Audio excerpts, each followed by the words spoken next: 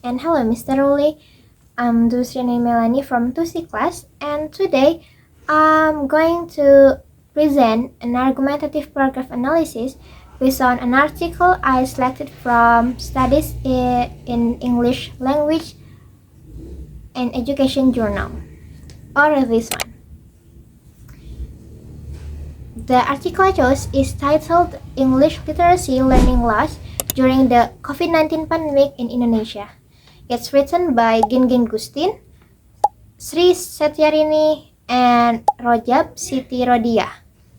This article published in 2024. First of all, I apologize if there's a noisy background.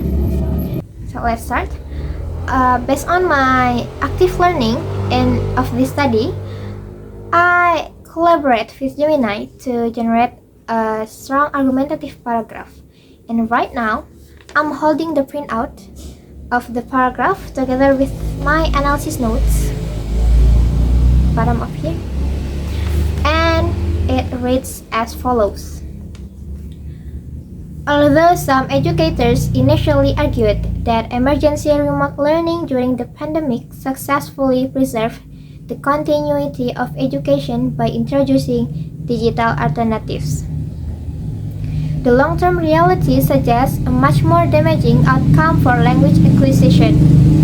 Evidence from Gustin et al. 2024 indicates that emergency remote learning inadvertently triggered a profound learning loss in English literacy among secondary school students across Indonesia. Specifically, their research involving 140 English teachers across multiple provinces established that school closures systematically degrade high-level cognitive abilities, most notably critical thinking while reading, drawing inferences, and summarizing text content. Opponents might claim that these disruptions were merely minor, temporary setbacks easily corrected by returning to physical classrooms. However, this view vastly underestimates the foundational nature of literacy, because advanced reading skills depend heavily on cumulative exposure and active feedback. These cognitive deficits cannot be magically erased by simply reopening school doors.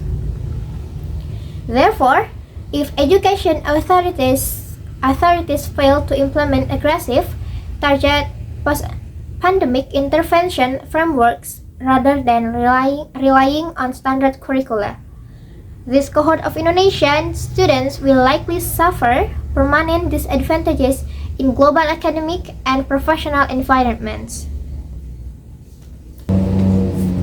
Now let us break down the structural scaffolding of this paragraph. Now, an effective argumentative paragraph doesn't merely summarize findings, but it weaponizes the data to defend a specific stance. If you look at this sentence, the yellow highlight, the first yellow, the main claims or the thesis statement is the long-term reality suggests a much more damaging outcome for language acquisition.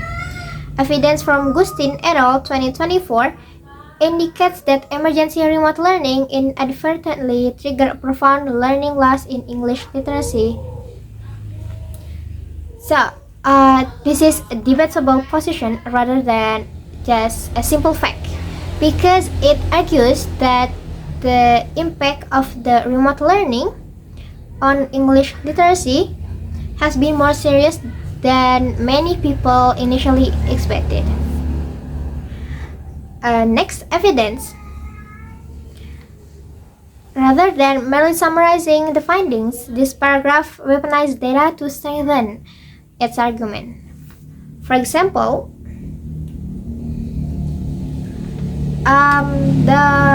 in this paragraph I highlight the second green. It says specifically Their research involving 140 English teachers across multiple provinces established that school closures systematically degrade high-level cognitive abilities, most notably critical thinking while reading, drawing inferences, and summarizing text content. This evidence directly supports the claim that learning loss in English literacy became a significant educational issue during the pandemic, COVID-19. The paragraph also strategically addresses a counter-perspective. However, according to Gemini's analysis, the actual counter-argument appears at the very beginning of the paragraph, through the word although.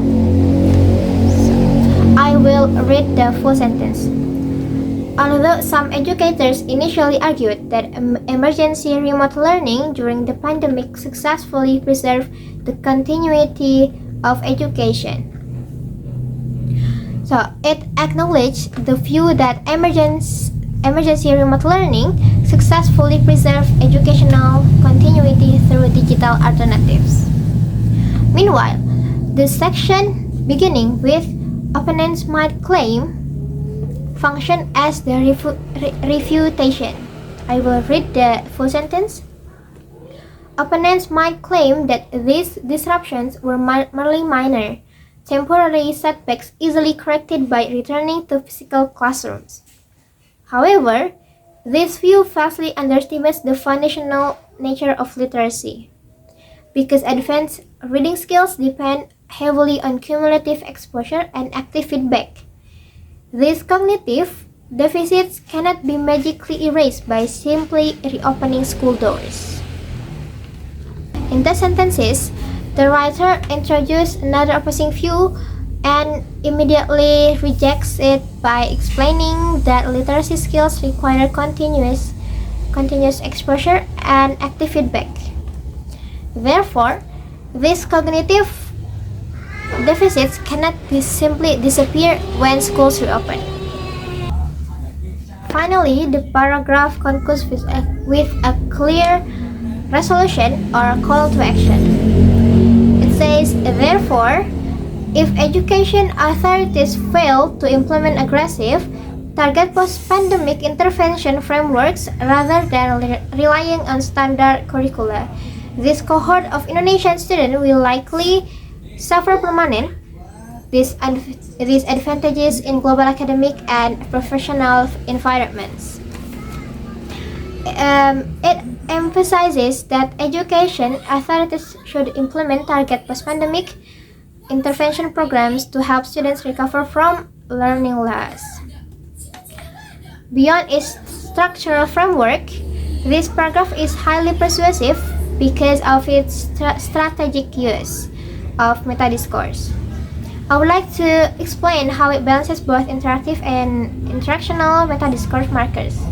First, let us look at interactive meta-discourse, which guides the reader through the text. The first example is the word however, which functions as a transition marker. This helps readers recognize a contrast between the opposing view and the reader's argument. The second example is the word therefore, which signals the conclusion and helps readers follow the logical flow of the paragraph. Now, let us examine interactional meta-discourse, which reflects the writer's stance and relationship with the audience. The first example is the hedge likely in the press will likely suffer disadvantages. This hedge prevents the writers from making an absolute claim and increase academic credibility. Another example is the booster profound in the press, a profound learning loss. This word emphasizes the seriousness of the issue and strengthens the writer's position. So in conclusion, collaborating with Gemini allowed me To understand how professional academic writing combines structural scaffolding and meta-discourse to create an persuasive argument. That concludes my analysis presentation. Thank you for your time, thank you for your attention, and thank you for listening. See you!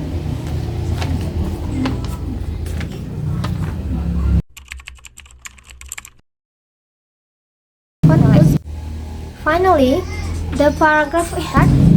Based on my active reading of this study, so let's start. I collaborate based on my active resolution or call to action.